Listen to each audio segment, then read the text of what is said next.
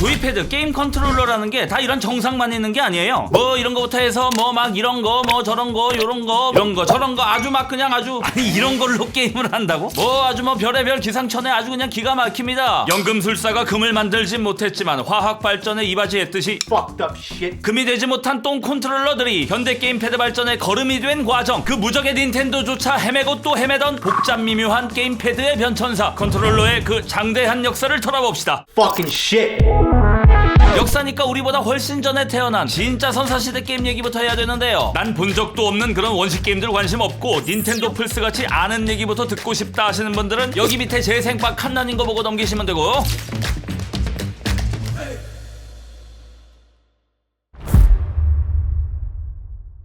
1958년 미국 국립연구소의 윌리엄 히긴 보덤이 사상 최초의 비디오 게임 테니스 포투를 만들었습니다. 당연히 역사상 최초의 게임이니까 이때 만들어진 게임 컨트롤러 역시 세계 최초의 게임 컨트롤러겠다, 그죠? 다이아를 돌려서 공을 치는 각도를 결정한 다음 버튼으로 공을 쳐내는 방식이었는데요. 이 방식은 상업용 게임 콘솔의 최초 히트작 아타리의 컨트롤러에 큰 영향을 미치게 되지요. 1972년 미국의 아타리는 최초의 상업용 게임 퐁을 출시하면서 콘솔 컨트롤러의 첫 번째 표준이 되는 패드를 만들어냈습니다. 패드는 테니스 포투 때의 컨트롤러보다는 좀 더 경량화돼갖고 이렇게 한 손으로 붙잡을 수 있게 만들어졌는데요. 뭐 사용 방식은 비슷했어요. 이 패드의 조작감은 이런 선형 무빙에는 꽤 좋았답니다. 헐, 액티비전이네. 특히 그때 패드의 감각을 기억하는 어르신들은 그 절묘한 손맛을 현대의 패드로 절대 구현할 수 없다 라고 입을 모아 말씀들을 하시더라고. 하지만 패드는 퐁이나 브레이크아웃 같은 벽돌 깨기류 게임, 그러니까 이런 1차원적 움직임의 고대 게임들에서나 빛을 발했지, 이후 눈부시게 발전하게 될 후배 게임들의 이런 변화무쌍한 움직임을 감당하기에는 당연히 역부족이었겠지요. 때문에 이 패들 스타일의 컨트롤러는 금방 사장되고 말지요. 1977년에 아타리 2600에는 CX40이라는 조이스틱이라는 게 제공됐는데요. 우리가 흔히 오락실에서 볼 수 있는 스틱 하나 그리고 버튼 하나의 심플한 구성이었습니다. 방금 그 팩맨이라든가 이런 격자형 이동은 곧잘도 했지만 인체공학적으로는 영 꽝이었대. 스틱 쥔 손에 너무 큰 힘이 들어가야 했기 때문이지요. 큰 힘엔 큰 책임! 그 큰 책임이란 물집과 통증이었습니다. 아타리 엄지라는 부작용의 명칭까지 만들어질 정도였어요. 어쨌든 당시의 아타리는 엄청 팔렸습니다. 아타리 돈방석을 보고 게임 산업에 달려든 후발주자들은 더 많은 기능을 컨트롤러에 때려박으며 차별화를 꾀했지요. 바비 인형으로 유명한 미국의 마텔사. 1979년 마텔의 인텔리비전은 16방향 입력이 가능한 원형 디스크를 도입했습니다. 이 디스크는 미세한 압력 변화를 감지하는 방식이었는데요. 뻑뻑한 데다가 직관적이지도 않아서 되게 불편했대요. 얘 또 특징은 이 숫자 키패드였습니다. 컨트롤러 이름부터가 인텔리어, 일단 똑똑해야 될 것 같잖아요. 당시의 게임 컨트롤러들에 비해 압도적으로 많은 무려 12개의 버튼을 넣으면서 기능성을 어필하는 데 주력했는데요. 하지만 이 12개의 버튼은 당시로선 너무 복잡했습니다. 점프가 1번인지 2번인지 긴급 폭탄이 8번인지 11번인지 게임마다 통일도 안 된 이 버튼들을 외우는 게 진짜 일이었대요. 이게 너무나 불편했던 탓에 마텔사는 게임별로 얇은 플라스틱 오버레이를 제공한다는 묘수를 냅니다. 그러니까 각 버튼의 기능이 그려진 게임판을 게임마다 제공하는 묘수를 가장한 궁여지책 같은 거였지요. 게임 중에 화면에서 눈을 떼고 컨트롤러를 내려다봐야만 제대로 버튼을 누를 수 있다는 치명적인 단점. 1982년에 콜레코비전이란 원식 콘솔 역시 스틱 12개의 키패드라는 비슷한 모양새였는데요. 원시적이었던 당시 게임 수준에 비해 너무나 복잡했던 이런 컨트롤러 디자인들은 게임기 또한 컴퓨터처럼 다양한 입력을 처리할 수 있어야 한다는 당시 게임사들의 경향성 때문이었습니다. 이건 애들 장난감이 아니라 일종의 컴퓨터다, 이런 심리였다고 보여집니다. 그죠? 하지만 당시 미국 게임사들의 이런 허세는 단숨에 박살이 납니다. 지구 반대편 극동의 어떤 득복 게임사가 등장하면서 말이지요. 게임은 놀이이며 그래서 단순 명료해야 한다. 1980년 초 훗날 닌텐도의 레전드가 되는 요코이 군페이는 기차 안에서 우연히 계산기를 두드리는 회사원을 발견합니다. 게임기도 저렇게 휴대가 가능하면 좋을 텐데. 이 아이디어에서 출발한 게 바로 일본의 사회 현상이 됐었던 휴대용 게임기 게임앤워치지요. 초기의 게임앤워치는 좌우 이동 방향키, 양끝에 동떨어진 별개의 투 버튼이었습니다. 하지만 1982년 마리오의 뿌리가 되는 동키콩이 개발됐고 이 게임은 좌우 2방향에 더해서 위아래까지 4방향 이동이 필요했어요. 하지만 당시의 표준이었던 건 조이스틱, 그건 사용할 수가 없었습니다. 게임앤워치는 주머니나 가방에 넣고 다니는 휴대용 게임기잖아요. 때문에 불쑥 튀어나온 조이스틱은 휴대가 불편할 테니까요. 그렇다고 기존 좌우 버튼에다가 상하 버튼을 더 달자니 직관성도 떨어지고 조작감도 아주 구릴 게 뻔했어요. 해결은 십자키였습니다. 이 십자가 모양의 컨트롤 패드는 엄지손가락 하나만으로 상하 좌우를 매끄럽게 오갈 수 있었지요. 닌텐도는 게임앤워치 동키콩에 이 십자키 버튼을 적용시켰고 이게 완벽한 정답이라는 확신을 얻게 됩니다. 그리고 닌텐도 엔터테인먼트 시스템 NES, 1983년 아타리 쇼크로부터 게임 산업을 구해내면서 게임 산업의 중심을 미국에서 일본으로 완벽히 옮겨버린 그 계기, 미국 일본 전체 가구의 3분의 1이 소유했던 그 가전제품, 서구권에선 아직도 게임기를 닌텐도라고 부를 정도의 대명사, 우리가 패밀리 혹은 패미컴이라 부르는 그 전설의 콘솔에 이 혁신의 십자형 방향키를 장착하면서 이 십자키 컨트롤러 방식은 기능적으로도 상징적으로도 40년이 더 지난 아직까지도 게임패드의 근본이자 표준이 되고 있지요. 근데 이 십자키를 둘러싼 여러가지 오해와 논쟁들이 있어요. 일단 십자키는 아까 그 닌텐도의 레전드 고 요코이 군페이의 작품이라고 알려져 있는데요. 하지만 관련 특허들을 실제로 살펴보니까는 특허 등록된 개발자 이름은 이치로 시라이더라고요. 생소한 이름이라 뒤져보니까 게임 에너지 동키콩 개발에 참여한 닌텐도 직원이었고 아마도 요코이 군페이의 같은 팀 직원으로 추정됩니다. 아무래도 군페이 짱의 아이디어에서 게임 에너지가 나왔다 보니까 십자키 고안도 당연히 군짱이겠거니 지레 짐작한 걸로 보이더라고요. 더 충격적인 두 번째 오해는 이 십자키 버튼을 처음 개발한 게 닌텐도가 아니었다는 겁니다. 미국 타이거 일렉트로닉스사의 윌리엄 팔리색이라는 사람이 1981년에 인정받은 특허가 하나 있었는데요. 이게 우리가 아는 그 십자키의 원조 특허더라고요. 특허의 핵심은 이 십자가 모양에도 있지만 그 설계 방식에도 있었는데, 자, 십자키라는 건 이런 십자 모양의 플라스틱 판 하나를 이렇게 중앙의 지지대 위에 얹어놓은 구조입니다. 이 중앙 지지대 덕분에 상하, 좌우 이렇게 반대 방향이 동시에 눌리는 물리적 오류가 원천 차단되지요. 이 아이디어가 인정돼서 1981년에 특허로 등재된 건데요. 근데 닌텐도의 십자키 특허 등재는 1987년이기 때문에 이 윌리엄 팔리색 쪽이 6년이나 빠른 거지. 애초에 닌텐도의 특허 문서 자체에도 팔리색의 특허가 선행 기술임 이렇게 명기가 되어 있더라고요. 그렇다면 왜 타이거 어쩌구사의 윌리엄 팔리색이란 미국 양반이 십자키와 그 중앙 지지대 구조를 최초 고안했음에도 사람들은 왜 십자키가 닌텐도 것이라고 알고 있게 된 걸까요?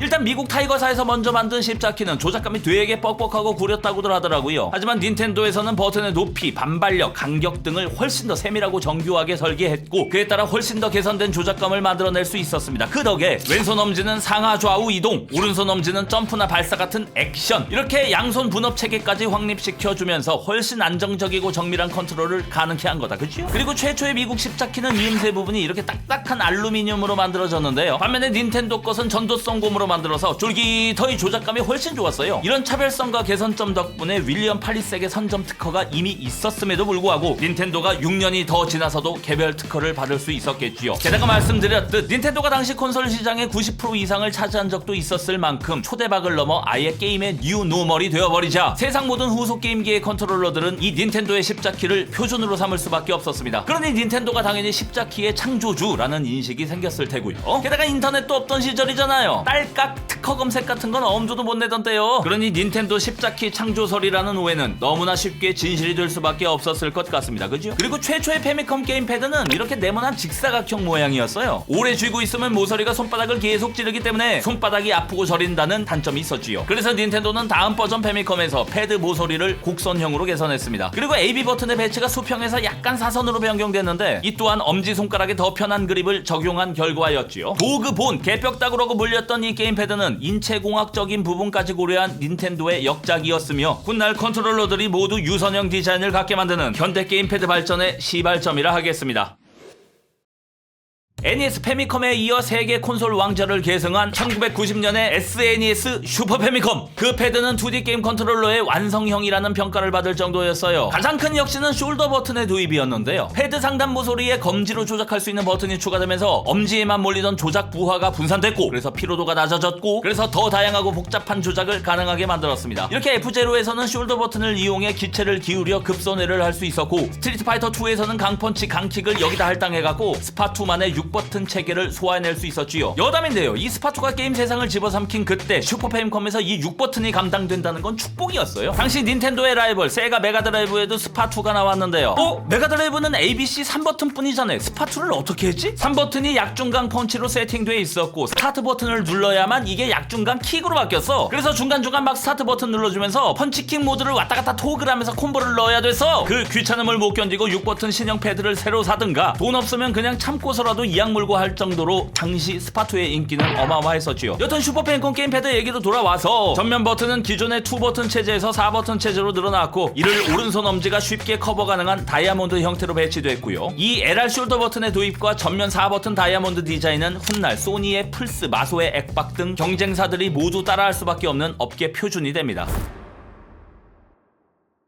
1990년대 후반 2D의 평면을 뚫고 3D 게임들이 쏟아져 나오면서 그에 맞춰 게임패드도 진화하기 시작했습니다. 이제 XY축 2차원에 더해 Z축까지 3차원의 조작이 필요해진 거지. 이때도 컨트롤러의 진화를 주도한 건 닌텐도였습니다. 1996년 슈퍼마리오 64와 함께 등장한 닌텐도 64는 3D 공간에서 캐릭터를 360도로 자유롭게 이동시키기 위해, 그리고 걷기와 달리기의 속도를 미세하게 조절하기 위해 패드 정중앙에 아날로그 스틱을 박는 파격을 단행했지요. 0과 1, 즉 간다 안 간다밖에 없던 디지털 조작에서 0 내지 1, 즉 이동 속도의 미세 조절이 되는 아날로그 조작이 가능해진 거요. 닌64 패드, 이른바 삼지창 패드의 이 아날로그 스틱은 광학 인코딩이라는 방식으로 제작됐는데요. 쉽게 말해 우리 옛날에 쌈장 시절에 쓰던 볼마우스 기억하시지요? 그 외에 한 번씩 마우스 백 가서 볼 꺼내가지고 떼낀 거 긁어내야 했던 그 초창기 마우스 말이요. 그 볼마우스랑 비슷한 원리였어요. 마우스에도 쓸 정도니까 굉장히 정밀한 입력이 가능하다는 장점이 있었지만 오래 쓰면 내부 부품이 마모될 수밖에 없고 결국 스틱이 헐거워진다는 단점도 명확했지요. 그리고 닌64 패드의 또 다른 시도 중에 1997년에 나온 럼블팩이란 게 있었습니다. 무려 게임에 촉각의 개념을 도입한 역사적인 기능이요. 럼블팩은 패드에 부착하는 확장기기였는데요. 모다가 들어있어서 모다가 회전할 때 발생하는 그 원심력의 불균형이 게임패드를 흔드는 원리로 진동을 발생시켰지요. 근데 문제가 무겁다! 무려 건전지를 박아야 돼! 돈 들고 귀찮고 무겁다는 그 삼중고를 상쇄하고도 남을 만큼 그 촉각 패드라는 개념은 당시엔 진짜 신기했었지 이게 또. 하지만 닌텐도의 이런 시도를 경쟁자들이 그냥 보고 있지만은 않았겠다, 그지요? 80년대 패미컴부터 현재의 스위치2까지 워낙 대성공을 거듭해왔던 닌텐도이기 때문에 닌텐도 콘솔이 망한다 라는 게 상상이 잘 안 되시는 분들도 많겠지만요. 당시에 닌텐도 64는 소니의 플스1한테 완패했었어요. 콘솔업계 신참이었음에도 대선배 닌텐도 세가를 다 찌발랐던 소니의 플스는 1997년 말에 듀얼쇼크라는 게임패드를 내놓습니다. 듀얼쇼크는 말 그대로 뒤통수 2번 맞은 듯한 충격이었지. 패드에 2개의 진동 모터가 들어있어서 듀얼쇼크였는데요. 두 모터의 무게가 달랐기 때문에 더 섬세한 진동을 구현할 수도 있었고 배터리도 필요 없어서 무겁다는 기존 럼블팩의 단점도 극복을 했어요. 또한 하나가 아니라 2개의 아날로그 스틱을 하단에 배치했는데요. 좌 아날 스틱으로는 이동, 우 아날 스틱으로는 시점을 제어한다는 현대적 FPS, TPS 조작 체계를 보편화시켰던 게 바로 이 소니 플스의 듀얼쇼크 게임패드였던 겁니다. 최초의 가정용 콘솔 아날로그 스틱은 의외로 1979년 어떤 홍콩 게임사 콘솔에 달린 것이었고, 기계식 아날 스틱까지 따지면 1968년에 세가의 오락장 게임이 있었고, 아날로그 스틱의 시도도 닌텐도보다 살짝 늦긴 했지만 어쨌든 결국 듀얼 아날 스틱 게임패드의 현대적 체계를 확립한 건 이 1997년 플레이스테이션의 듀얼쇼크라 하겠습니다. 자, 그럼 또 당시의 콘솔 강자 세가 또한 질 수 없었겠지요. 세가 세턴 시절인 1996년에 세가는 3D 컨트롤 패드라는 걸 내놓습니다. 여기 좌상단에 아날로그 스틱 보이시지요? 외견상으로는 특별할 게 없어 보이긴 하지만 기술적으로는 상당히 진보한 놈이었더라고요 당시엔. 왜냐면 기계적 접촉이 없는 홀 이펙트 센서를 사용했다는 겁니다. 자석을 이용해서 자기장 변화를 감지하는 방식이었다는 거예요. 봐봐요, 조이스틱은 필연적으로 마모가 될 수밖에 없지요. 근데 자기장 방식에서는 물리적 접촉이 없어지니까 내구도 문제에서 해방되는 거지요. 게임패드가 달아봤자 얼마나 닳겠냐 하실 수도 있는데, 왜 이때보다 한참 뒤인 닌텐도 스위치 1 시절에도 마모에 의한 스틱 쏠림 현상 때문에 내구성 불만이 좀 있고 그랬잖아요. 그러니까 그 마모 문제를 해결할 수 있는 방법을 세가는 1990년대 후반부터 이미 적용하고 있었던 셈인 거지. 그래서 실제로 이 닌스1 컨트롤러에다가 자체 튜닝으로 이 자기장 홀 이펙트 스틱을 넣는 사람도 있었더라고요. 나아가 닌스1의 자체 튜닝하는 걸 봐놓고도 왜 닌스2의 홀 이펙트 스틱을 적용 안 했냐는 유저 불만들도 제법 검색이 되던데 말이지요. 이런 유저들의 바람과는 달리 이 자기장 홀 이펙트 방식은 세가 세턴 이후의 콘솔에는 거의 채택이 되질 않았습니다. 오피셜하게 밝혀진 이유는 끝까지 안 찾아지던데요. 기존 물리적 방식보다 비싸서라는 얘기도 있고, 콘솔 기기에는 자력에 민감한 부품들이 들어가 있기 때문에 자력을 쓰는 이 방식과 간섭이 있기 때문이라는 추측도 있고, 심지어 패드가 너무 튼튼하면 새로 살 필요가 없어지니까 사업적 측면에서 그냥 마모 잘 되는 기존 방식을 쓴 거 아닌가? 이런 추측 정도만 돌고 있는 수준이더라고요. 무접촉이라는 큰 장점의 이 홀 이펙트 방식이 결국 보편화가 안 된 진짜 이유를 아는 관계자분 계시다면 댓글로 좀 가르쳐 주시면 감사하겠고요.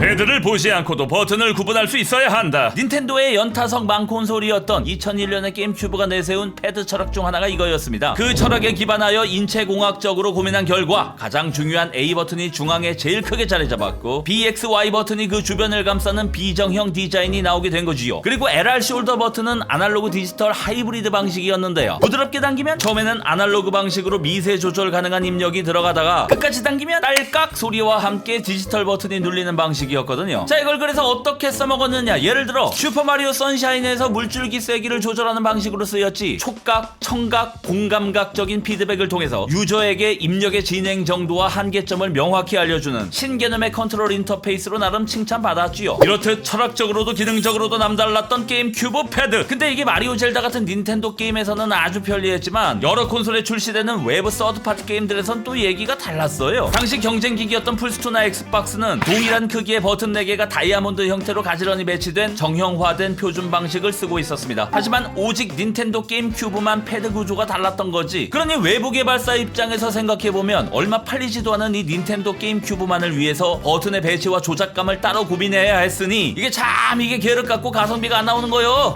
얘만 유독 손 많이 간다. 유저들의 습관과 관성도 한몫했습니다. 이미 정형화된 다이아몬드 배열에 익숙해져 있던 플레이어들은 이 게임 큐브 패드의 특이한 버튼들에 쉽게 적응하지 못했고, 인체공학적 디자인을 내세웠음에도 오히려 손이 꼬이고 오조작이 더 많아지는 결과를 낳게 되었지요. 혁신적 신선함이 오히려 불편한 생소함이 될 수도 있구나. 비싼 값을 치르고 큰 교훈을 얻은 닌텐도는 후속기기부터는 결국 이 비정형 디자인을 버리고 다시 정형화된 다이아몬드 구조로 회귀하게 됩니다. 하지만 망콘솔의 망패드였다던 이 게임 큐브 패드는 아직도 살아서 당당히 현역으로 활동을 하고 있어. 어떻게? 대난투 스매시 브라더스 시리즈 덕분에 이 기이하고 불편해 보이는 이 버튼 크기들과 배치는 대난투 고인물들한테는 그야말로 최적화 패드였거든. 때문에 이 패드 나온 지 25년이나 지난 지금에 와서도 이 게임 큐브 패드만 고집하는 대난투 고인물들이 많다네요. 그래서 닌텐도는 그 난투붕이들을 위해서 후속 콘솔이 나올 때마다 계속 이 게임 큐브 복각판 패드를 내줬어요. 물론 지금은 생산이 중단되긴 했다는데 아마존이나 이베이 같은 데서는 아직도 이 레전드 패드의 거래가 활발히 일어나고 있답니다. 그러니까 당시에 상업적으로 성공하지 못했을 뿐 닌텐도는 진짜 훌륭한 패드를 깎아낸 건 맞았다는 겁니다. 닌텐도 게임을 하기에는 너무나 완벽했지만 모든 게임을 다 하기에는 너무나 생소했던 그야말로 비운의 게임 패드라고 할 만합니다. 그지요?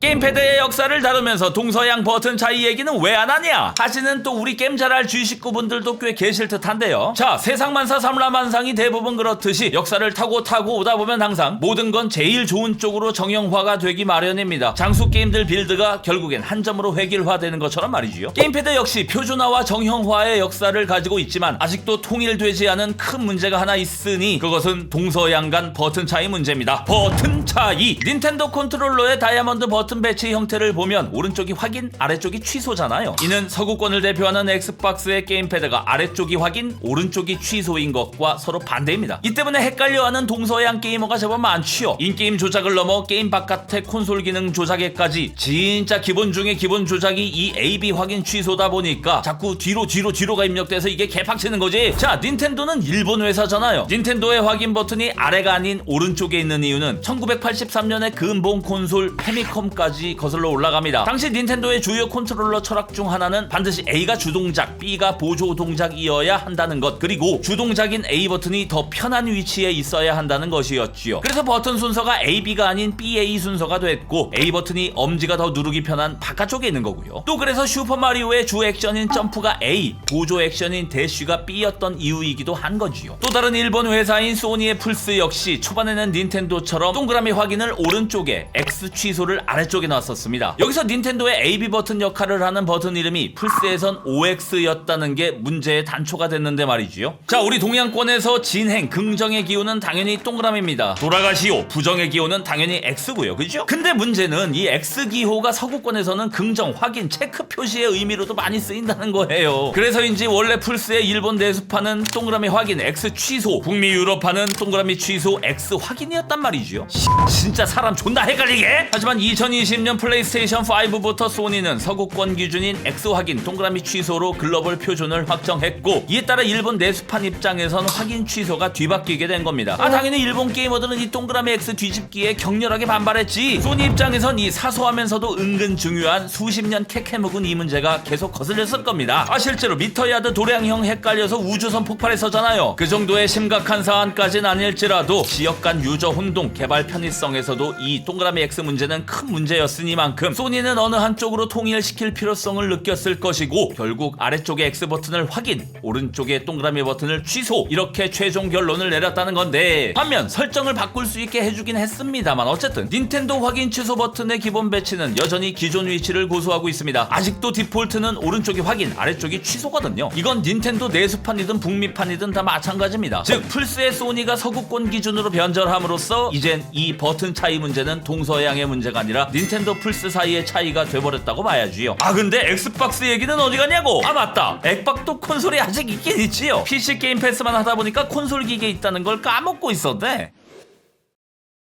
자, 간만에 엑박 얘기 나온 김에 2001년에 나온 마소의 첫 콘솔 엑스박스의 첫 게임패드는 통치자 더 듀크라는 이름만큼이나 거대하고 육중했더랬습니다. 당시 엑박 패드 회로 기판을 설계하던 하청업체가 기술력 문제로 기판 크기를 더는 못 줄였다던데 말이지요. 근데 마이크로소프트가 미국 회사라서 그런지 이게 당시엔 그렇게 큰 문제로 받아들여지질 않았대요. 서양인의 큰 손 크기로는 할만했나 보지요. 하지만 일본인의 손에는 너무 큰 패드였기 때문에 엑박의 일본 시장 대참패의 큰 원인 중 하나가 됐지요. 정작 회사 이름은 작고 부드럽다면서 왜 작고 부드러운 일본 사람 손을 왜 고려 안 한겨? 어쨌든 뼈저린 교훈을 얻은 마이크로소프트는 일본 시장까지 감안해서 더 작고 인체공학적인 컨트롤러 S를 개발했는데 이게 일본을 넘어 전 세계적인 대호평을 받으면서 아니 이게 뭐야, 엑박의 표준 게임 패드가 돼버렸네? 콘솔을 넘어 PC에서 엑박 패드 쓰는 컴붕인들도 많네? 인생사 진짜 전화위복 세용지마다 그지요? 엑박 패드가 기종을 넘어 동서양을 넘어 사랑받게 된 또 다른 이유는 왼쪽 아날로그 스틱을 십자키 보다 위쪽에 배치하는 비대칭 디자인 덕분이기도 했습니다. 이는 아이템이나 메뉴 켜는 역할 정도로 격화된 십자키보다 3D 게임에서 주로 이동을 담당하는 왼쪽 아날 스틱이 훨씬 더 많이 사용된다는 점을 고려해서 변경된 위치였어요. 엑박의 이 판단은 주효했고 엑박 패드가 사랑받는 이유 중 하나가 됐지요.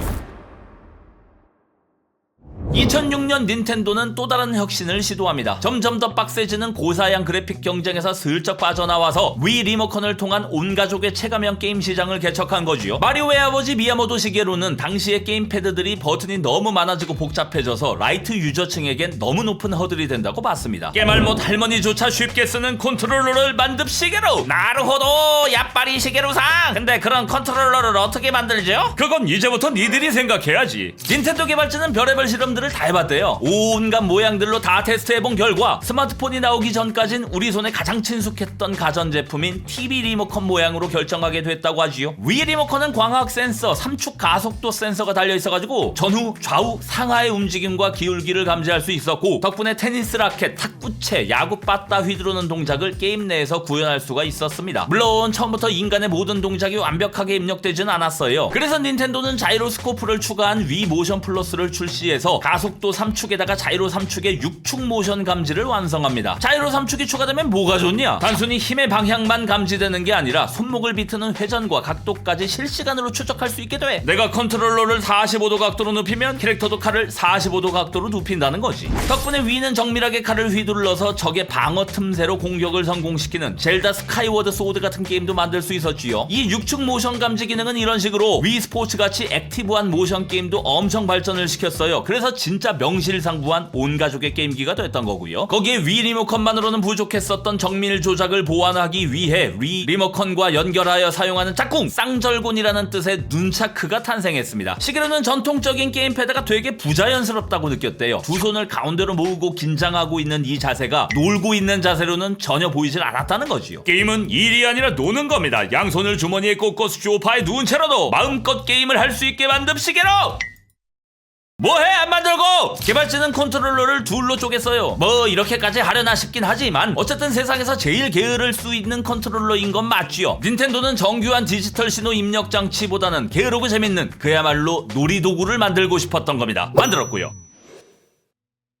컨트롤러의 활약으로 초대박난 위를 보며 배아팠던 마소에서는 2010년 야심차게 엑박 주변 기기 키넥트를 출시했었습니다. 최첨단 키넥트 적외선 프로젝터가 수만 개의 보이지 않는 도트 패턴을 공간에 흩뿌리고 적외선 카메라가 그 패턴의 왜곡을 분석해서 실시간으로 3D 깊이 지도를 생성하여 사용자의 관절 20개 지점을 실시간으로 추적한다. 와, 뭐 말만 들어도 엄청 뭐 막 최첨단이요. 실제로 댄스 게임에서는 키넥트의 이 모션 인식 기능이 대활약했는데요. 이과의 기술로는 위 리모컨보다 훌륭했을지라도 문과적 감성으로는 그게 아니었나 봅니다. 이 키넥트가. 헤이 구글, 헤이 클로버, 기가진이, 시리야. 요즘 이런 것들 마냥 2010년부터 그런 생활 속의 음성 인식을 꿈꿨어 마소가. 그래서 키넥트의 상시 인터넷 연결 정도는 사람들이 양해해주겠다 싶었나 봐 마소는. 근데 키넥트는 모션 인식 기기니까 말하자면 전자눈깔이 달린 거잖아요. 그래서 특히나 사생활에 민감한 서구권에서는 이 키넥트 상시 인터넷 연결을 사생활 감청으로 받아들였고, 그래서 액박 키넥트는 발표 직후에 이 감성적으로다가 반감이 되게 컸어요. 이게 또 이런저런 이유로 이 액박의 모션 컨트롤러 키넥트는 시대를 앞서간 성능에도 불구하고 잘 안 됐더랬지요. 사실 이 21세기의 위 리모컨과 키넥트 훨씬 이전 20세기에도 사람의 움직임을 게임에 직접 대응시키려는 시도는 있었습니다. 제 세대 올드겜 도리분들은 아마 기억하실 텐데, 전자오락의 마법사. 영화 제목이 진짜 이거야. 게임의 마법사가 아니라 전자오락의 마법사야. 제목만 봐도 얼마나 옛날인지 감이 오시지요. 그 영화 보고 나면 이 파워글러브만 뇌리에 남는데요. 마텔에서 제작하고 닌텐도에서 도입한 진짜로 존재했던 페미컴용 게임 컨트롤러예요. 이게 Power Glove. 1989년 시대를 너무 앞서버린 이 미친 마법 장갑은 VR과 제스처 컨트롤의 시조격인 기기라 하겠는데요. 손가락 마디마디에 센서를 부착해서 손을 움직이거나 손가락을 구부리면 저항값이 변하는 것을 감지하는 방식이었어요. Fuck this shit. 당시의 저가형 센서로는 인식률이 너무 떨어졌고 이게 진짜 손가락 까딱거리는 게 개빡쳤다거든. 나름 파워글로브 전용 게임이랍시고 몇 개 있었는데 이마저도 기기에 게임을 맞춘, 그러니까 마치 신발에 발을 맞춘 듯한 개노잼 게임들이었고, Fucking shit. 오죽했으면 이 앞근 이 양반이 실버 서퍼만큼 빡이 쳤어서 1993년 세가 메가드라이브에 액티베이터라는 놈도 있었어요. 바닥에 놓고 쓰는 전신 컨트롤러인데 적외선 빔을 천장으로 쏘아 올리고 플레이어의 움직임이 빔을 차단하거나 반사하는 걸 감지, 뭐 대충 이런 기술적 원리였는데요. 아까 그 파워글러브 마냥 이 역시 당시 기술로는 정밀한 감지가 불가능했지요. 빔이 왜곡되거나 오인식되는 경우가 너무 잦았고, 천장의 높이, 조명 상태, 천장의 선풍기나 샹들리에 등등 고려 요소나 방해 요소가 너무 많아갖고 실제로 해본 사람들 말로는 그냥 Fucking shit. 하지만 연금술사가 실제로 금을 만들어내진 못했어도 화학의 발전에 큰 이바지를 했던 것처럼 당시에 이렇게 시대를 앞서간 괴작 컨트롤러들이 딱히 팔리진 않았어도 컨트롤러의 발전에 밑거름이 됐겠죠? 그죠? 아, 걸음이라도 됐다 해줘. 걸음조차 안 됐으면 슬퍼서 어떡혀. 이런 거 산 사람들 그때 돈 주고 똥 샀다고 얼마나 조롱받았는데. 2000년 밀레니엄의 대격변을 지나고 2010년대부터는 슬슬 게임패드가 정형화되면서 우리가 지금 하는 지금 그 모습으로 게임패드는 사실상 거의 진화를 끝냈죠. 현대의 패드가 과거에 비해 가장 진화된 점들 중에 딱 하나만 꼽으라면 단연 햅틱 피드백이라고 할 수 있을 겁니다. 과거에 패드의 진동을 만들어내던 모터는 회전을 이용해서 진동을 만들어냈기 때문에 뭐랄까 진동의 시작과 끝이 좀 둔탁하고 좀 무디단 말이죠. 스마트한 맛이 좀 없어. 그리고 주파수 조절도 안 돼갖고 0, 0.5, 1 이 정도 단순한 진동 구분만 됐었고요. 하지만 닌텐도 스위치의 조이콘과 프로콘에서는 HD 진동이라는 걸 도입했는데요. 회전으로 진동을 만들어내는 기존의 모다 대신 직선 운동으로 진동을 만들어내는 선형 공진 액추에이터라는 것을 사용했어요. 이놈은 응답 속도가 빨라서 진동을 즉시 멈출 수 있고 다양한 주파수 대역을 만들 수 있는데요. 그래서 컵안에 든 공개수를 맞추는 것과 같은 극도로 섬세한 촉각 정보를 전달하는 정도까지 발전했지요. 2000년에 나온 그야말로 현 세대기 플스5의 듀얼센스는 햅틱 피드백을 한 차원 더 끌어올렸다는 평가를 받습니다. 듀얼센스는 앞서 말한 선형 공진 어쩌고보다 더 넓은 대역폭을 가진 진동 발생기를 사용해서 스피커가 소리를 내듯이 정교한 진동 파형을 만들어내지요. 손바닥으로 진짜 뭐 별의별 상황이 다 느껴집니다. 적응형 트리거도 현대 컨트롤러 기술의 정수라 하겠습니다. 당겨서 누르는 L2R2 트리거의 특수 장치를 내장해서 실시간으로 트리거의 저항력을 제어하는 거지요. 총이 안 나갑니다. 총기에 이상이 생기면 버튼이 물리적으로 잘 안 눌리도록 막는다든가, 활시위를 당길 때 장력이 점점 강해지는 것까지 구현이 돼 단순히 일방향 진동 전달을 넘어 상호작용 물리력까지 적용되는 세상이 됐으니 참 격세지감입니다. 그죠? 아, 저 그 국딩 때 민속장판이라고 이런 누런 장판집이 진짜 게임하기가 좋았어. 왜냐? 제믹스 시절엔 패드가 아니라 스틱이었는데 쳐맞으면서 전자오락 하던 시절인데 뭐 콘솔 게임용 테이블 뭐 그딴 게 어딨어. 국딩들이 그냥 양반다리 아니면 바닥에 엎져가지고 스틱 바닥에 붙이고 기인양 흔들던 때였는데 이게 스틱 고정을 하고 바닥에 진공 빨판이 있었단 말이에요. 근데 카페트 깔린 부잣집에선 이게 진공이 잘 안 돼서 흔들다 보면 조이스틱이 막 들려서 짜증나. 하지만 민속장판 깔린 서민이네 집에서는 이게 아주 그냥 빨판 진공이 완벽하게 흡착이 돼갖고 아무리 격렬하게 흔들어도 절대 들리지가 않아. 제믹스 V로도 하던 그 펭귄 워즈 기억 들으시나? 이게 공쳐 맞고 쳐 자빠지면 진짜 존나게 어깨 빠지게 흔들어야 됐었지. 아주 이때 그냥 민속장판이 왔다였어. 자, 태초부터 현재까지 털어봤는데요. 그래서 미래는 어떻게 되나요? 아, 당연히 나도 모르지. 미래를 알면 코인 사고, 엔비디아 사고, 뭐 사만전자 때 집 팔아 들어갔겠지. 뭐가 어떻게 될지 상상은 잘 안 됩니다만 이 AI 플러스 로보틱스가 게임 컨트롤러랑 만나게 되면 또 어떤 신세계가 펼쳐질지 존나 궁금하긴 하다, 그지요? 게임 컨트롤러의 역사, G식백과의 김성회였습니다. 감사합니다.